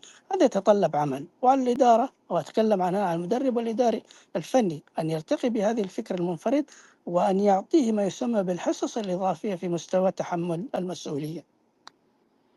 إيه، لأنه علي أتوقع كان المفروض يتعاملون معاه بحاجة يسمونها التركيز والانتباه. كرة القدم وتتكلم مع اللاعب في موضوع زي ذا لازم تخليه قراراته اللي تحت الضغط كيف يأخذها، كيف يحافظ على اتزانه وسط المشادات والمسابقات. هذا عمل لوحده، شغل لوحده. انت يعني احنا شفنا اللاعب النصر الحارس بحكم انه علي وزياد زملائه في المنتخب، فصراحة سوى عمل بصراحة يشكر عليه. أخذ الاثنين وحضنهم وحاول يدفعهم بكل الطرق، ولكنه رغم ذلك أصر علي اللي يجي من وراه. خسرنا اليوم، خسرنا في مباراة مهمة كنا نحتاج علي، لأنه علي لاعب اليوم مهم، لأنه لاعب بالعكس قدم مستوى وبيض الله وجهه، ما ننكر الشيء ذا. بس برضو لازم تفكر في فريقك أكثر. أنا فريقي بس لما أسوي حركة زي ذي بنطرد، في فار وفي مدري وش هو، إذا ليش أسوي زي كذا؟ سؤال بس يسألوا نفسه. أنا أعرف إنه في فار، أعرف إني مصيود، أنا فايز في المباراة عشان النتيجة، مو أعصر في خشمي وفي عيني وفي إذني وفي ليمون، أعصر في كل مكان عشان عيون الأهلي والجمهور ذا، وأكظم أي حاجة وقتها. لا، وأنا لابس القيادة. القيادة هذه تحتاج تدريب، تحتاج تدريب، وتحتاج زي ما سلفت حصص إضافية لإعادة تكوينه النفسي والفكري. ترى مو لازم تكون مستواك الفني ممتاز، هو لعب اللي مباراة قوية جدا، لكن في لحظة أنت تفقد هذا التركيز أو هذا العمل البدني الجميل جدا أو المستوى الذي قدمته بفكر طفولي. هذا الفكر الطفولي مكتنز في عقلية هذا اللاعب. كيف علي أن أغير هذا الفكر؟ هذا يحتاج تدريب غير طبيعي وتركيز عليه. عشان ما يزعل منا علي، وإحنا نحبه قسما بالله نتكلم الكلام ده عشانه، لأني أنا أبغى أشوفه يلعب في كأس العالم، يمثل الأهلي ويمثل نفسه ويسجل له اسم. عشان تروح كأس العالم لابد تقدم أحلى المستويات اليوم. لكن عشان ما يزعل نقول أبو عمر حسين عبد الغني، أحد يقدر يختلف عليه، أسطورة، لاعب أسطورة، لكنه يا كثير من المباريات يا كثير من البطولات حطنا في حرج غير طبيعي. وهذه صفة عند حسين، بس أنت ما أنت شايف شخصية حسين نعرفه من أول يوم. أنا كنت في أحد المتوسطات، كنت أتابع واحد من فحسين يلعب. أنا وقتها كنت في الثانوية، حسين كان يلعب في ثانوية عرفات. والله العظيم انبرش على واحد وضارب مضاربة غير طبيعية. الرجل دم محامي، وتعودنا من حسين في كل المباريات حتى مع المنتخب، في كل المباريات الرجل دائما مرة نار. هذه شخصيته. أنت لا يا علي، مين شخصيتك عشان تخش بالشيء ذا؟ يا أخي الواحد لما ما أفكر أنا، أوكي الواحد تحت الضغط لما تكون مهزوم 4 مباراة رايحة على أنت فايز، وسط ظروف صعبة، وسط مصاعب كبيرة، وسط ضغط إعلامي وحرب إعلامي، مباراة تعود فيك، مباراة حتذكر لك أنت إنه أنتم المجموعة دي قدمتوا مباراة جدا قدام فريق مدجج ومنطلق وبدون هزيمة، وفريق كلنا شايفين الشغل اللي عليه. فهذا ليش أنا محافظ على الشيء ذا؟ أنا كان في ال7 دقائق كان ممكن أفقد المباراة بتعادل. ساعتها يا علي، ساعتها يكون وضعك صعب مع الجمهور. أنا أعتقد أنه أنت جبت ذكر حسين عبد الغني، أنا أعتقد يمكن للدكتور عبد الإله يذكر تلك المرحلة أو كثير منكم. للأسف الشديد كان هذاك تفكير جمعي، لكن أنا الآن أعتقد أنه تفكير فردي. الحالة الاحترافية التي نحن الآن فيها جبت هذا. يبقى عنصر أو عنصرين للأسف الشديد ما زال هذا الفكرة متواجد معه. أنا أعتقد عملية ترويض هذا الفكرة تحتاج إلى إدارة، بمعنى عملية انضباط اللاعب. انضباط اللاعب هذا تأتي نتيجة تدريب وتغيير في سلوك اللاعب، ولا أعتقد أنها صعبة، لأنه الحالة الفردية يحل مشكلتها عكس الحالة الجماعية. الحالة الفردية تستطيع أن تتخلص منها بشيء من عملية ضبط النفس وعملية إعادة توازنه وترقية ما يسمى بالروح أو المسؤولية في عقليته لمزيد من التفاعل داخل الفريق الجماعي، وهذه لا أعتقد صعبة على الفريق الفني والإداري في الأهلي. اليوم المرحلة أنت باقي لك يمكن 4 مباريات إلى 3 مباريات حتلعبها بدون اللعيبة الغايبين. ممكن أبنيز يرجع بعد المباراة القادمة. يحتاج لك تركيز أكثر. أنت اليوم أسلحتك أقل.